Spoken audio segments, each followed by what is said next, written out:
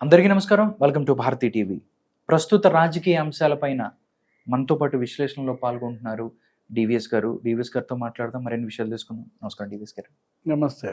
పింఛన్లు భారతదేశంలో చాలా రాష్ట్రాల్లో ఇస్తున్నారు, బట్ వాలంటీర్ లేకుండానే చాలా రాష్ట్రాల్లో ఇస్తున్నారు. బట్ వాలంటీర్లని వద్దని చెప్పిందనే కోపంతో ప్రతిపక్షాల మీద వాలంటీర్ని ఉసిగొల్పి దీనంతటి కారణం మీ యొక్క ఈ పింఛన్లు రాకపోవటానికి కారణం చంద్రబాబు నాయుడు, ప్రతిపక్షాలే అని చెప్పి అభం శుభం తెలియని ముసలి వాళ్ళకి, నడవలేని వాళ్ళందరికీ కూడా చెప్పి, నిన్న చూస్తే సీను ఏదైతే ఈసీ చెప్పింది, మీరు వాళ్ళు ఎవరైతే నడవలేని వాళ్ళు ఉంటారో అక్కడికి వెళ్ళి ఇవ్వండి, సచివాలయ ఉద్యోగులు కానీ మిగతా వాళ్ళు కూడా ఉన్నారని చెప్పింది. బట్ చూస్తే మంచాల్లో వేసుకొని వాళ్ళని తీసుకొచ్చి వాళ్ళు అక్కడ గొగ్గోలు పెడుతున్నట్టు, వాళ్ళు బాధలు పడుతున్నట్టు, చివరికి ఎవరో వడదెబ్బతో చనిపోతే చంద్రబాబు నాయుడే దానికి కారణం అని చెప్తున్న పరిస్థితి. నిజంగా ఈ శవరాజకీయాలను ఏ విధంగా మనం చూడొచ్చు సార్? శవరాజకీయాల, మంచాల జగన్నాటకమా, వీటికి ఏ పేరు పెట్టాలా? ఎందుకంటే ఇవాళ ఆంధ్రప్రదేశ్లో జరుగుతోంది. కేంద్ర ఎన్నికల సంఘం ఏం చెప్పింది, వీళ్ళు ఏం చేస్తున్నారు? కేంద్ర ఎన్నికల సంఘం పింఛన్లు ఆపమందా, వాలంటీర్లను ఆపమందా? వాలంటీర్ల ద్వారా పింఛన్ల పంపిణీని ఆపమంది, ప్రభుత్వ ఉద్యోగుల ద్వారా పంపిణీ ఇవ్వమంది. ప్రభుత్వ ఉద్యోగుల ద్వారా పంపిణీ చేయడానికి అభ్యంతరాలు ఏంటి? ఇప్పుడు ఈ మంచాల నాటకం ఏంటి? ఇప్పుడు ఈ మంచాలు ఎవరు తెస్తున్నారు, వాళ్ళని మంచాల మీద ఎవరు పండబెడుతున్నారు, వాళ్ళని ఎవరు మోసుకెళ్తున్నారు, ఆ మోసుకెళ్ళే ఆ మంచాల మీద ఉన్న వాళ్ళని వీడియోలు తీస్తుంది ఎవరు, వాటిని వైరల్ చేస్తుంది ఎవరు? వీళ్ళంతా పాత్రధారులు. వీళ్ళందరి మీద కేసులు పెట్టాలి. అసలు సూత్రధారులు ఎవరు? ఇప్పుడు ఈ మంచాల డ్రామా, స్టోరీ, స్క్రీన్ ప్లే, దర్శకత్వం ఎవరు చేస్తున్నారు? సూత్రధారులు ఎవరు? సిఎస్ జవహర్ రెడ్డి సమాధానం చెప్పాలి. ఇప్పుడు అన్ని వేళ్ళు ఎటువైపు చూపిస్తున్నాయి? జవహర్ రెడ్డి వైపే చూపిస్తున్నాయి. జవహర్ రెడ్డి గారి ఉదాసీనత, ఆయన యొక్క నిర్లక్ష్యం అనాలా, లేదు ఆయన ఏమైనా భయపడుతున్నాడా, ఆయన ఎవరి ప్రలోభాలకైనా ఆయన గురయ్యారా, ఒత్తిళ్లకు లోనవుతున్నారా? ఇలా చేయడం ఏంటి? కేంద్ర ఎన్నికల సంఘం ఆదేశాలకే రాజకీయ రంగు పులమటం. వాళ్ళు వాలంటీర్లను పక్కన పెట్టమంటే వాలంటీర్లను పక్కన పెట్టండి, పంపిణీ చెయ్యండి, అంతే తప్ప వాలంటీర్లని ఉసిగొల్పడం ఏంటి? లేదు ఈ ముసలాళ్ళ ప్రాణాలతో ఆడుకోవడం ఏంటి? నిన్న 4 చనిపోయారంట. వీళ్ళు మంచాల మీద ఉన్నటువంటి శ్రద్ధ, మోసుకెళ్ళడం మీద ఉన్నటువంటి దృష్టి, వీడియోలు తీయడం మీద ఉన్నటువంటి ఆసక్తి వాళ్ళకి అక్కడ టెంట్ లైట్లలో లేదేంటి? వాళ్ళకి అక్కడ మంచినీళ్ళు ఇవ్వడంలో లేదేంటి? వాళ్ళకి అక్కడ ఏమైనా భోజనాలు ఏర్పాటు చేయొచ్చు కదా. ఇప్పుడు అక్కడ ఎండల్లో ఉన్నటువంటి వాళ్ళు ఎంత టెంపరేచర్ ఉంది? నిన్న ఇవాళ 43 ఉంది. ఆంధ్రప్రదేశ్లో టెంపరేచరు 43 డిగ్రీలు మించిపోయి ఉన్న పరిస్థితుల్లో వీళ్ళని అక్కడికి పిలిపించింది ఎందుకు? సచివాలయాలకు ఈ వృద్ధుల్ని తీసుకురమ్మని సర్క్యులర్ ఎవరిచ్చారు? సెర్ప్ సిఇఓ మురళీధర్ రెడ్డి పాత్ర ఏంటి దీంట్లో? సెర్ప్ సిఇఓ మురళీధర్ రెడ్డికి ఉన్నటువంటి అభ్యంతరాలు ఏంటి ఇంటింటికి పంపిణీకి? జవహర్ రెడ్డి కలెక్టర్లందరితో తీసుకున్నటువంటి కాన్ఫరెన్స్లో కలెక్టర్లు రెడీ అయ్యారు. అవును, మేము చేస్తాము, మా దగ్గర ఇంటింటికి ఇవ్వగలం, పింఛన్ల పంపిణీకి సిద్ధంగా మేము ఉన్నామని కలెక్టర్లు చెబితే దానికి మురళీధర్ రెడ్డి గారు అడ్డుపట్టడం ఏంటి? సచివాలయాల దగ్గరే పంపిణీ చేయాలన్న పట్టుబట్టడం ఏంటి? దానివల్ల లాభం ఏంటి? ఎవరికి లాభం? ఇప్పుడు ఒక పార్టీ లాభాల కోసం పనిచేయడానిక వీళ్ళు ఐఏఎస్ చదివింది, ఐఏఎస్లుగా మారింది, కలెక్టర్లుగా పనిచేస్తోంది. ఇప్పుడు మురళీధర్ రెడ్డి గారికి ఈ ఆదేశాలు ఇచ్చింది ఎవరు? ఈ సూచనలు చేసింది ఎవరు? దీనిలో CMO, principal secretary Dhananjaya Reddy పాత్ర ఏంటి? ధనంజయ రెడ్డి గారి ఒత్తిళ్ల మేరకే మురళీధర్ రెడ్డి ఈ విధంగా చేస్తున్నారా? ధనంజయ రెడ్డి, మురళీధర్ రెడ్డి ప్రమేయంతోనే జవహర్ రెడ్డి ఇలా ఇన్యాక్టివ్ అయ్యారా? ఈ ముగ్గురు చుట్టూతానే తిరుగుతోంది మొత్తం అంతా కూడా ఈ జగన్నాటకం, ఈ మంచాల డ్రామా అంతా కూడా. ఇప్పుడు వీళ్ళందరినీ తీసుకురావడం ద్వారా మీరు ఏం మెసేజ్ ఇస్తున్నారు, ఏం సాధిస్తున్నారు? వీళ్ళని తీసుకొస్తున్నారు, సచివాలయాలకు వీళ్ళని రమ్మన్నారు, సచివాలయాలకు వీళ్ళని పిలిపించిన తర్వాత ఒక్కొక్క సచివాలయంలో అక్కడ ఉన్నటువంటి పెన్షనర్లకి ఇవ్వాలంటే అక్కడ ఉన్నటువంటి ఆ వెల్ఫేర్ అసిస్టెంట్ ఎంత విత్డ్రా చేయాలి? 14 లక్షలు విత్డ్రా చేయాల్సి వస్తే మీరు వాళ్ళ అకౌంట్లో 9,000 ఉంచుతారా? 9,000 అకౌంట్లో ఉంచితే వీళ్ళందరినీ అక్కడికి పిలిపిస్తారా ఎండలో? డబ్బులు లేకుండా పిలిపించడం ఏంటి? 1950 కోట్లు ఇవ్వాలా పెన్షన్ల మొత్తం నెలకి. 1950 కోట్లు లేకుండా ట్రెజరీలో చేసింది ఎవరు? మీరే కదా. ఇదంతా మహాకుట్ర కదా. డబ్బులు లేకుండా కాన్స్పిరసీ. వివేకానంద రెడ్డి హత్య కేసు ఎంత మహాకుట్రో మనకు తెలియదు, పెన్షన్ సిబిఐ ఏం చెప్పిందో మనకు తెలియదు, కానీ దాన్ని మించిన మహాకుట్ర ఇక్కడ ఈ పింఛన్ల పంపిణీలో కనపడుతోంది. అంటే వీళ్ళకి మర్డర్లలో రాజకీయ లాభాలే, ముసలాళ్ళ డబ్బుల్లో కూడా రాజకీయ లాభాలే చూస్తున్నారా? ఇప్పుడు మీరు గత 15 రోజుల్లో 15,000 కోట్లు స్టేట్ బడ్జెట్లో నుంచి ఎలా విత్డ్రా చేశారు? ఇక్కడ ఉన్నది ఆపద్ధర్మ ప్రభుత్వం. అవును, ఈయన ఆపద్ధర్మ ముఖ్యమంత్రి. 15,000 కోట్లు మీరు రేపు 1వ తారీఖు వస్తుంది, 3వ తారీఖులోపు పెన్షన్లు పంపిణీ చేయాలి. దానికి 1950 కోట్లు కావాలని 1950 కోట్లు రిజర్వ్లో ఉంచి మిగతా ఇచ్చుకోండి మీ బినామీలకు, మీ కాంట్రాక్టర్లకు, మీ టెండర్లకు, దేనికోసం. ఇప్పుడు ఎలా 30వ తారీఖు 6,000 కోట్లు విత్డ్రా చేశారంట, 31వ తారీఖు 1,200 కోట్లు విత్డ్రా చేశారంట. ఆ 2 రోజుల్లో ఫైనాన్షియల్ క్లోజర్ 30, 31 7,200 కోట్లు విత్డ్రా చేశారంటే వీళ్ళక ముసలాళ్ళ మీద ప్రేమ ఉంది? పింఛన్లు ఇవ్వాలి ముసలాళ్ళకి అన్న ధ్యాస ఉన్నట్లయితే ఈ విధంగా చేస్తారా? కావాలనే రాబోయే ప్రభుత్వానికి చిప్ప చేతికి ఇవ్వాలి.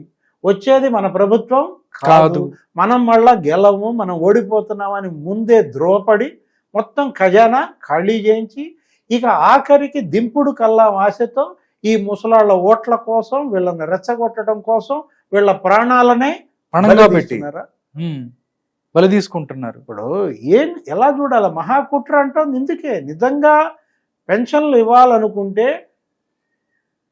ట్రెజరీలో నిధులు ఉంచుతారు, నిధులు ఉంచకుండా పెన్షన్లు ఇస్తున్నారంటే, పెన్షన్లు ఇస్తున్నాం రమ్మని పిలిచారంటే, ఇప్పుడు యాక్చువల్గా వీళ్ళు ఇచ్చిన జీవో ఏంటి?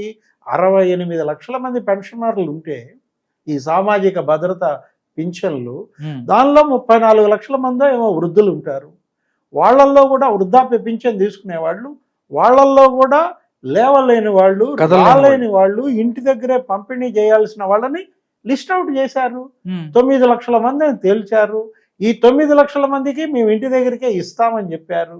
ఇలా చెప్పినప్పుడు మరి వాళ్ళ ఇంటికి మంచాలు ఎందుకు వేసుకెళ్లారు? మంచాల మీద వాళ్ళని ఎందుకు పండు పెట్టారు? నలుగురు పట్టుకొని మళ్ళీ మోసుకుంటూ వెళ్తున్నట్టు వీడియోలు తీస్తున్నారు. ఆ పడుకున్న ముసలాయనకి తెలియదా? మీరు ఎవరినైతే మంచం మీద పండబెట్టారో, అతను మోసుకెళ్తున్నారో, ఆ మోసుకెళ్ళేటప్పుడు అతని ఆలోచనలు ఎలా ఉంటాయి? వీడెందుకు మంచం తెచ్చాడు? ఇంతకుముందు ఎప్పుడు తేలేదే, ఇప్పుడు ఎలక్షన్ ముందు మంచం డ్రామా ఏంటి? నన్ను మోసుకుపోవడం వల్ల వీడికి కలిగే లాభం ఏంటి ఆలోచించడా? అంత పిచ్చోళ్ళ ముసలాళ్ళు ఆవులిస్తే పేగులు లెక్క పెడతారు. ఏ లాభం కోసం మీరు ఇలా చేస్తున్నారు? ఈ మొత్తాన్ని తీసుకుపోయి మాజీ ముఖ్యమంత్రి చంద్రబాబు నాయుడు మీద వేస్తారు, పాపాల భైరవుడు అని. ఆయన మీద కొన్ని వీడియోలు డివిఎస్ గారు, ముసలోళ్ళకి మీ పింఛన్ ఎవరు ఆపిందో తెలుసా? చంద్రబాబు ఆమె కింద పడుతున్న ఈ వాలంటీర్లు వాళ్ళకి చెప్తున్నారు. అలాంటి వీడియోలు చాలా వైరల్ అవుతున్నాయి. చచ్చిపోయారు నలుగురు, ఆ నలుగురికి కూడా వీళ్ళు ఫీడ్బ్యాక్ ఇవ్వటం, వాళ్ళకి బ్రీఫింగ్ చేయడం, ఇలా చెప్పండి, దీనివల్ల చెప్పండి, ఇలా పెన్షన్లు ఆపేయడం వల్ల. ఒక చోట కూర్చుంటే వాళ్ళ దగ్గరికి వెళ్ళి చంద్రబాబు నాయుడు తిట్టండి అని చెప్పి వీడియోలన్నీ తీసుకెళ్ళి, అక్కడెక్కడో పెనమలూరులో అంటే జోగి రమేష్ అతను చచ్చిపోయిన దగ్గరికి అక్కడ శవాన్ని తీసుకొని చంద్రబాబు దగ్గరికి వెళ్దాం అన్నాడంట. వెళ్లాల్సింది చంద్రబాబు దగ్గరకా? మాజీ ముఖ్యమంత్రి ఆయన, తీసుకెళ్లాల్సింది ముఖ్యమంత్రి దగ్గరికి. దమ్ము ఉంటే ఆ శవాన్ని ఎక్కడ తీసుకెళ్ళాలి? సిఎస్ జవహర్ రెడ్డి దగ్గర తీసుకెళ్ళాలి. లేకపోతే ఆ శవాన్ని తీసుకెళ్లాల్సింది సీఎం జగన్మోహన్ రెడ్డి దగ్గర. అకౌంట్ లో డబ్బులు లేకుండా పెట్టి సచివాలయాలకు పిలిచిన వాళ్ళ దగ్గరికి తీసుకెళ్ళాలి. అంటే వాళ్ళే అన్నారంట, ఆ బంధువులే, మీ రాజకీయం మీరు చేసుకోండి, మేము మా బాధల్లో మేము చనిపోయే మా వ్యక్తి మేము ఖననం చేసుకోవటం, ఈ దహనం చేసుకోవటం, మా తిప్పలు మీరు పడుతుంటే మీరు ఈ శవాన్ని తీసుకుని ఎక్కడికి వెళ్ళాలంటారని గడ్డి పెట్టారు ప్రజలు ఎవరైతే ఉన్నారు. ఇప్పుడు మాజీ ముఖ్యమంత్రి చంద్రబాబుకి, తెలుగుదేశం పార్టీకి, బీజేపీ, జనసేన మీద దీన్ని తోసి మీరు ఓట్లు మీకు పడతాయనా? ఈ 9 లక్షల ఓట్ల కోసమా, లేకపోతే ఈ 34 లక్షల ఓట్ల కోసమా? అంటే ఎందుకు మీలో ఇంత అభద్రత, ఇంత భయం కనపడుతున్నాయి?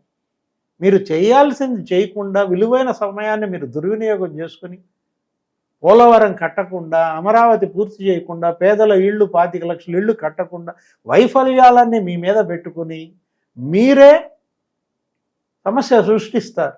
మీరే ఆ సృష్టించిన సమస్యని తెలుగుదేశం మీదకి తోస్తారు. ఇప్పుడు సిఎఫ్డి ఏంటది? Citizen forum for democracy. Ramesh Kumar Chandrababu మనిషి. నిమ్మగడ్డ రమేష్ కుమార్ మీ నాన్న ముఖ్యమంత్రిగా రాజశేఖర రెడ్డి దగ్గర 5 పోస్టుల్లో పనిచేశాడు.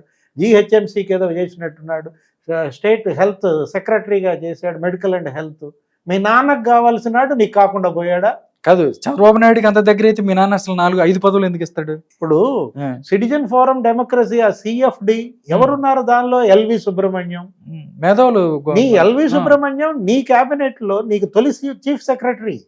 జగన్మోహన్ రెడ్డి తొలి చీఫ్ సెక్రటరీ ఎవరు? ఎల్వి సుబ్రహ్మణ్యం. పివి రమేష్ కుమార్. ఎవరు పివి రమేష్ కుమార్? నీ సీఎం ఆఫీస్ లో ప్రిన్సిపల్ సెక్రటరీ నిన్నటిదాకా. దాని సెక్రటరీ ఎవరు? సిఎఫ్డి.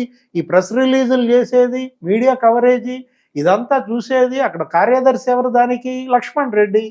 ఎవరా లక్ష్మణ్ రెడ్డి? నువ్వు క్యాబినెట్ ర్యాంక్ ఇచ్చావు అతనికి. నీ మద్యపాన వ్యతిరేక కమిటీకి చైర్మన్ నిన్నటిదాకా అతను. నీ మనుషులు కదా వీళ్ళంతా. వీళ్ళు చంద్రబాబు మనుషులను నువ్వంటే జనం పిచ్చోళ్ళ నమ్మడానికి. అసలు నువ్వు కేంద్ర ఎన్నికల సంఘం మీదే నేరుగా తుపాకీ పెట్టడం ఏంటి? సిఈసి ఆదేశాలకే నువ్వు రాజకీయ రంగు బులిమా అంటే, సిఈసి చెప్పిందే నువ్వు నెరవేర్చలేదంటే, ఇంటింటికి ప్రభుత్వోద్యోగుల ద్వారా పంపిణీ చేయమన్నది సిఈసి ఆదేశం. నువ్వేం చేస్తున్నావు? వాళ్ళందరినీ తీసుకొచ్చి ఆ సచివాలయం దగ్గర పెట్టేసి, తెలుగుదేశం వాళ్ళు నిన్న జనసేన పవన్ కళ్యాణ్ కూడా పిలిపించాడు తన కార్యకర్తలకి. జనసేన ఎవరైతే ముసలాళ్ళు ఉంటారో వాళ్ళకి మీరు సాయపడండి, వాళ్ళు మీరు జాగ్రత్తగా చూసుకోండి అని చెప్పారు ఆయన. వాళ్ళకి మంచినీళ్ళు ఇవ్వండి, వాళ్ళ దగ్గర టెంట్లు వేయండి, వాళ్ళకి మజ్జిగ పంపిణీ చేయండి, లేకపోతే వాళ్ళని ఏదన్నా వాళ్ళకి భోజనాలు ఏర్పాటు చేయాలి. కానీ ఇదా మంచాలు తేవడం, మంచం మీద పడుకోబెట్టడం, మోసుకెళ్ళడం, మళ్ళీ అక్కడ వదిలేసి రావడం, వీడియో తీసుకుని సోషల్ మీడియాలో వైరల్ చేయటం. ఇట్లాగే చేశాడు గతంలో కూడా రాహుల్ గాంధీ. ప్రధానమంత్రి అప్పట్లో ఎప్పుడో ఒక 5-6 ఏళ్ల క్రితం, 7-8 ఏళ్ల క్రితం చాయ్ పే చర్చానో ఏదో పెట్టేవాడు, టీ తాగుతూ చర్చ. దానికి పోటీగా రాహుల్ గాంధీ ఏం చేశాడు? కాట్ పే చర్చానో ఏదో పెట్టాడు, మంచాల మీద చర్చ. అది కూడా ప్రశాంత్ కిషోర్ అడ్వైజర్. ఆ మంచాలు ఎత్తుకుపోయారు అప్పుడంతా.